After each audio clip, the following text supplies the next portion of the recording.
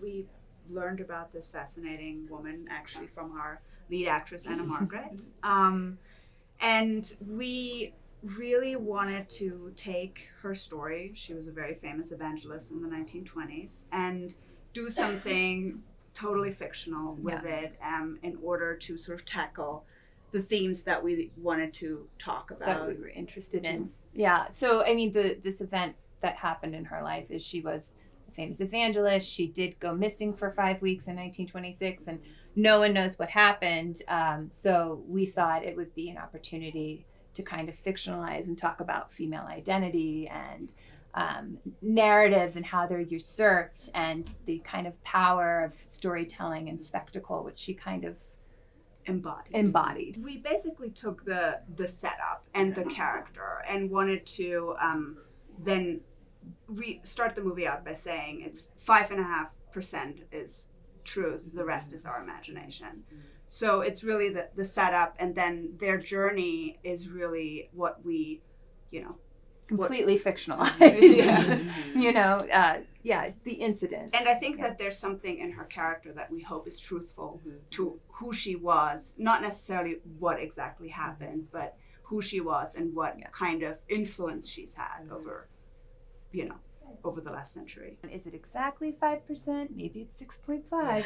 But the movie is a dark comedy. It is this mashup of screwball and Western and musical and all of these things. And we wanted to kind of have wording in the beginning that allowed the audience to know, mostly people who know Aimee and know her story, that we are not doing a biopic. So please don't be insulted by any of this.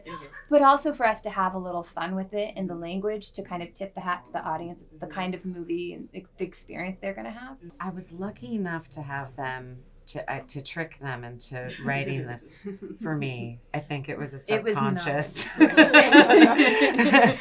Well, I am fascinated by, obviously, powerful women throughout history, and particularly in American history, because their narratives are hard to come by, and are quite often lost. And I had moved to Los Angeles and was also kind of fascinated with the apparent lack of history that's there.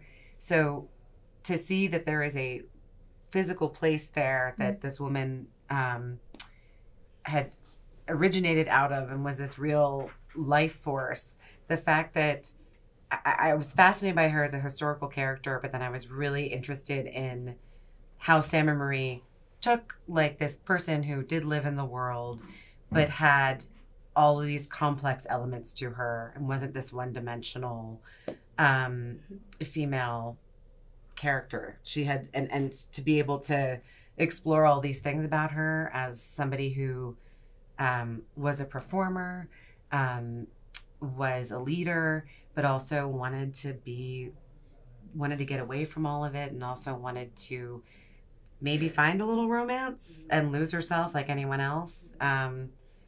And just all those complexities wrapped into one person is like a dream to be able to play. So all this to say, it was all of their construction that I got to. I mean, it was very early on. We understood when we went away to write it that we're like, we are clearly writing this for Anna Margaret Holloman. Like, this is some combination of Aimee and Anna Margaret coming together in this character. It's true. Well, my character's name is Ray, and she is actually a woman that had a big role in the Mexican Revolution, which right now the Mexican Revolution has finished. It's been done for about 10 years. And she now is sort of like a lone wolf, what stood out for me was that she can't shake off who she is, and neither should she. And she is like, the result of that is that she's just like out there alone in the desert, still doing her thing. But she's obviously coming from a past of glory. And it's not like living in anonymity, and has always lived in anonymity. And so that just was very resonant to me as an actor and as a woman.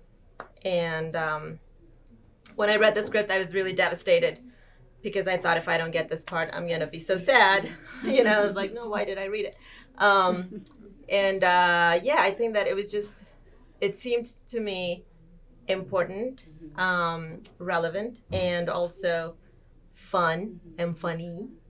And so it was like a mixed thing where I was gonna have an opportunity to tell the story of a woman that is so many women out there, me included, and also be funny with it.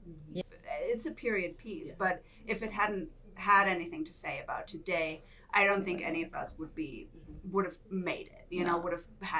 Would have put energy into it, and I think that for us, we're really grateful to be rolling out this movie in a time like this, and especially at the Sundance Film Festival, we appreciate their efforts to sort of leveling the playing field a little bit more in all kinds of directions. Yeah. And I think for us, it feels very much like we're in a phase of reaction to a big thing that has happened. And I think what's going to be interesting is to see if that really translates into a new reality.